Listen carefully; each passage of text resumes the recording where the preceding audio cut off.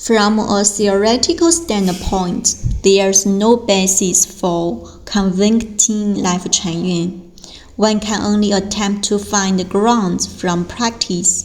In practice, refusing marriage and family does not constitute a crime. If not marrying and not having a family were a crime, then all single people in the world would be criminals. The only thing one might latch onto is Lifechanyuan's concept of freedom in love and sex. But advocating freedom in love and sex does not constitute a crime.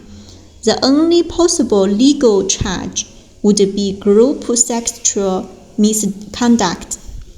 But to accuse Lifechanyuan of engaging in a group sexual misconduct, there must be factual evidence, namely that such misconduct actually takes place in Lifechanyuan. Without facts, can one rely solely on imagination to make sure an accusation? If I were to imagine that you have an improper relationship with your own mother, could you accept that? In Xinjiang at 2 p.m., 5 or 6 officers from the police and the security department of a certain construction course suddenly raided Gasai home of Lifechanyuan, rummaging through everything, even looking under the beds. Did they find any room where sexual misconduct was happening at night? Not to mention group sexual misconduct. Was there even any instance of a man and a woman sleeping together? Hundreds of police officers also raided 2 Lifechanyuan homes in Guizhou before 5 a.m. Did they find any bedroom where group sexual misconduct took place? Was there even a case of a man and a woman sharing a room? To immediately associate the idea of sexual freedom with group sexual misconduct reveals an imagination that is vulgar, base, and utterly lacking in civilized literacy. There is no spreading of superstition, no group sexual misconduct, and not a single Chanyuan celestial has violated the constitution or the law. On what grounds do you plan to convict Lifechanyuan and its members?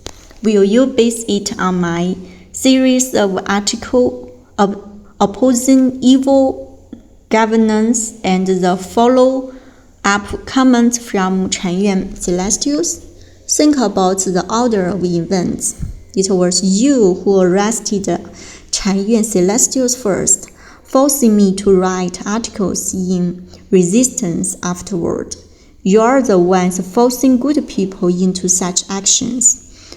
The fault lies not with those who act under compulsion, but with the persecutors. In a time when right and wrong are inverted, good and evil are confused, truth and falsehood are indistinguishable, and beauty and ugliness are unclear.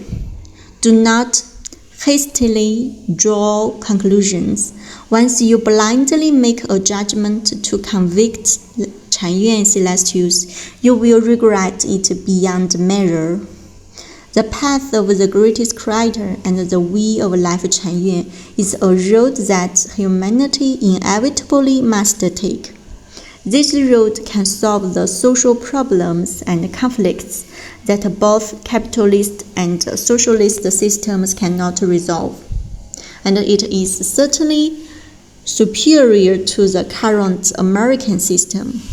When that time comes, your evictions against the Chanyuan celestials will stand as evidence of shame before your ancestors and descendants, and your wrongful actions today will become a stain condemned by human civilization.